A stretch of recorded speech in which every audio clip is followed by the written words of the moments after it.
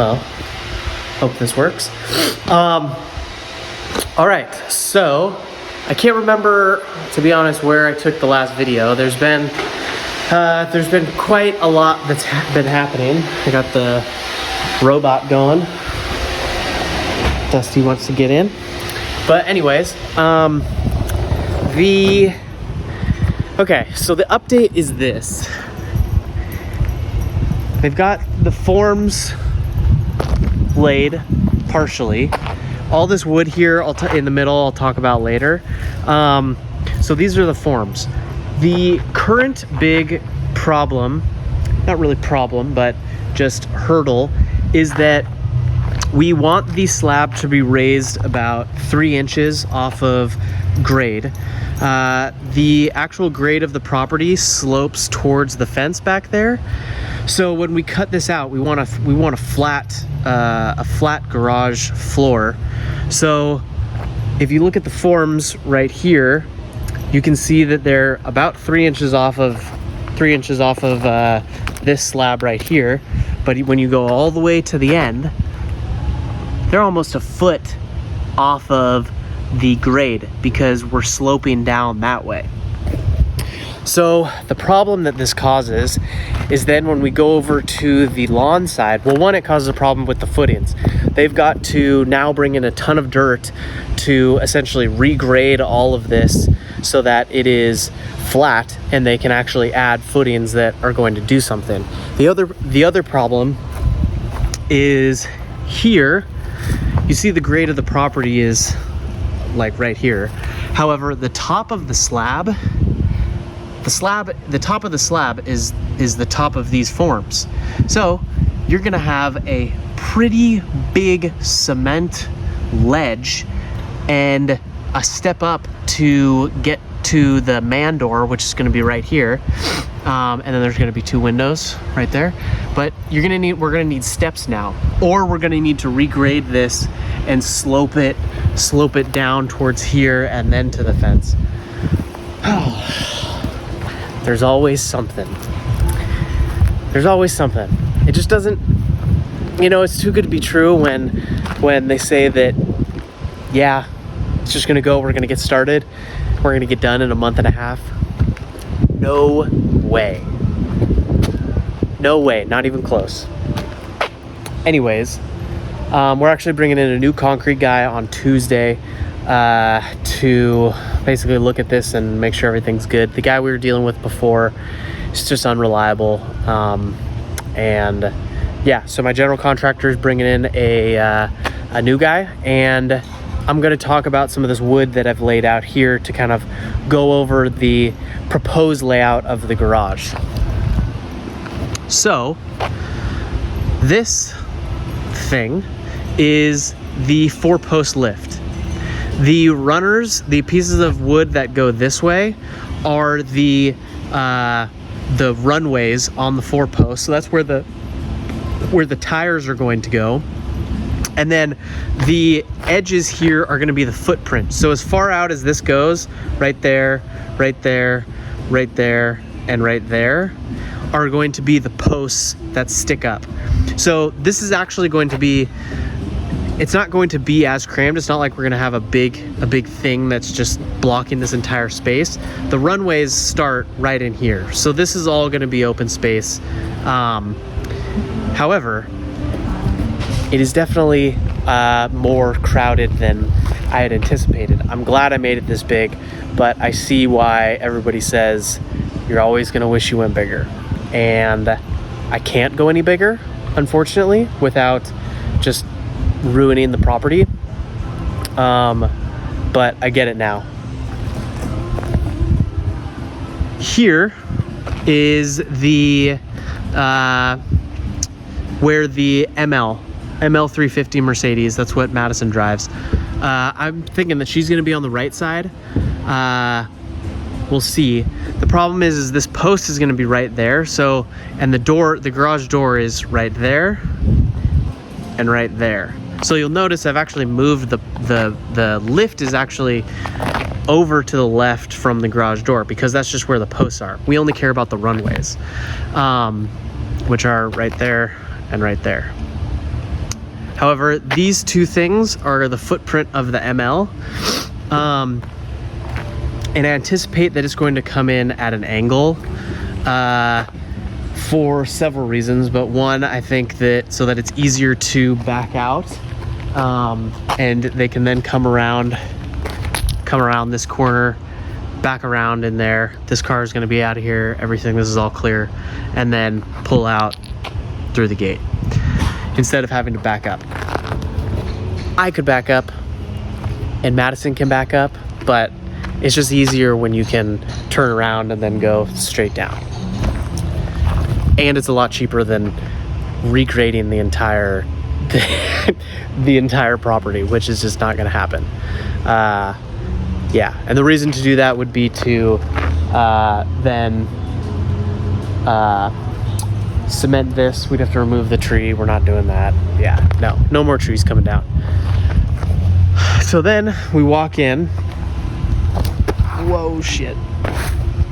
So then we walk in. We're coming here. This is where I anticipate a 133-inch about cabinet array will sit. It's going to be 24 inches deep. This is more than 24 inches just because we have to take into account the walls and the actual interior footprint of the place. And then this will stop right here. So this should be open space. And you can see I'm in the corner now. And yeah, you know, it's not as big as, it's not as much work area as I would like. But, you know, I think it's going to be, I mean, it's going to be more than the shed. It's going to be about the same as the carport if the carport shed didn't have the walls that blocked the parking area from the actual shed, which I think is plenty of room because I was working in the shed before. It was a little bit crammed, but I think that's just because we lacked storage solutions. So there was a lot of stuff on the floor. So I think the key with this is with the 14-foot ceilings here, we're going to be able to add a lot of storage that is high up, and same with over there. I mean, that's going to be 10-foot ceilings. That's significantly higher than most of our house. So we're going to be able to get a lot of stuff off the floor and put it up in the air in those overhead racks, which I'm pretty excited about. We don't really have good attics in the main house, and so it's just really hard to get stuff in and out because the roof line is a lot lower than a lot of the other places that are built in Texas. But so I'd like to get a lot of that stuff out and moved into here. Anyways, pretty excited about getting all this ready. We got to get these wires out here, and yeah, I think that I'm getting pretty excited about it. I'm also pretty nervous that it's just going to be a behemoth. It's going to be about this high on the short end, which is pretty wild, just because the slab is so raised. So it's going to be so much higher than everything here. It's going to be about a foot higher than this part of the house, and then it's going to go up to somewhere up in there. But yeah, I'll keep you updated as we lay some rebar, which will hopefully happen this week, and then maybe the pour will start either end of this week or next week. So fingers crossed. All right, big day.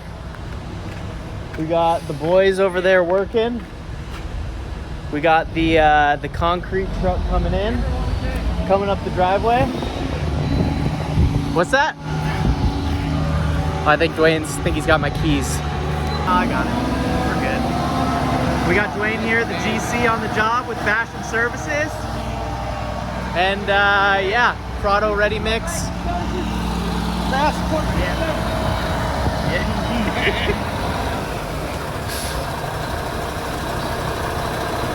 Wow. This is crazy. These guys are magicians with these trucks. All right. Hey. We're doing the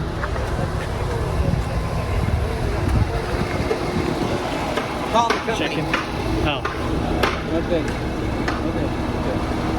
Yes. 2 seconds. Yeah. 1 moment. We're getting the mix sheet right now. Okay. Holy moly. This is a big job. Got all the boys working. 4,000 PSI coming in. Looks like we got the mix sheet right over there. I'm gonna go check it out, but here we go, baby.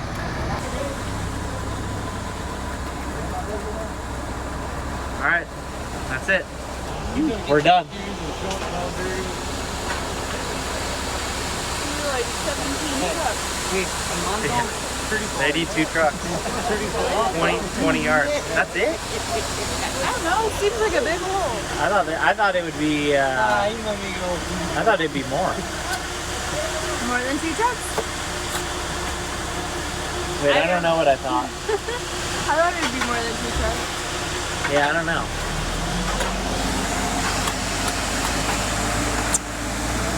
Pulling it.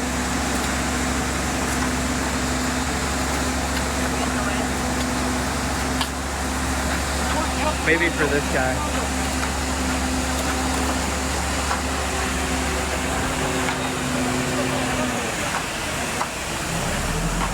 Reminds me of the smell reminds me of hair dye.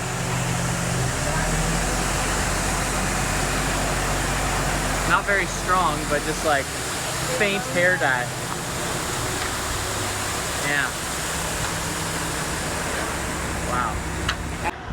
So I thought this was kind of cool. What we're doing is we are, well here, you can take a look at everything that's going on now. That was one truck. That truck is gone. But we are doing it level, and then there's gonna be like a 2-foot slope down so that it's a smooth transition, because the bottom of the garage is gonna be up about 3 inches on this side. But unfortunately, due to the grade of the property, it's gonna be up a little bit, like probably 6 inches on that side. But what they did is they drilled down into the existing concrete that we had here, cut this rebar, shoved it in there, and then they tie this rebar across so that there is some rebar in that slope to help prevent any. I think it's called tensile breaks. So concrete is basically it's not strong. It's strong against impacts, but it's not strong. It doesn't have a high tensile strength. And there's one other word I'm missing. I can't remember what it is. But basically, if the concrete gets pulled or pushed, I think that's what it is. If it gets pulled or pushed from the sides, it's not very strong. So what people do is they put in rebar, or they put in mesh, or sometimes they do fiber. And what that does is it gives it tensile strength so that when it's pushed, it has the steel inside of it to prevent it from bending and then cracking, and the cracks getting deeper and all of that stuff. So I just thought it was cool how they do this here to prevent that ramp from cracking as the ramp goes down. Coming together. Load number 2 coming through the gates. Again, man, these guys are magicians. Crazy.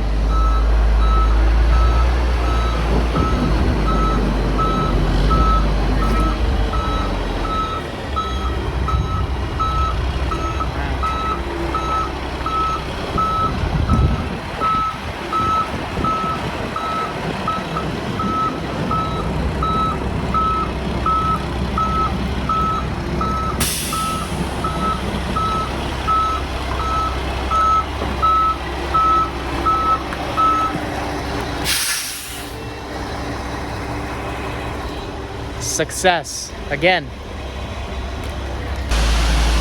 I mean, this is pretty amazing.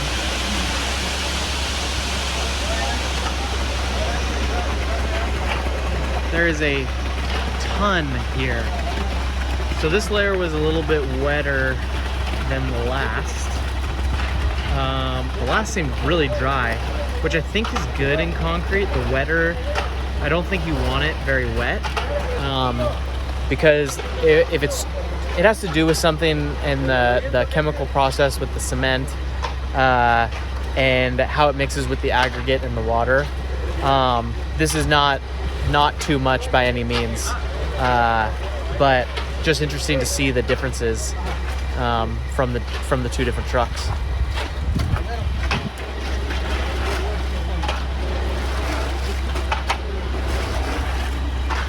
I'm about to get taken out.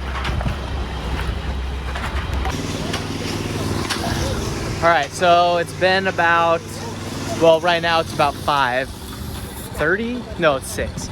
And the first truck of concrete came at 2 p.m.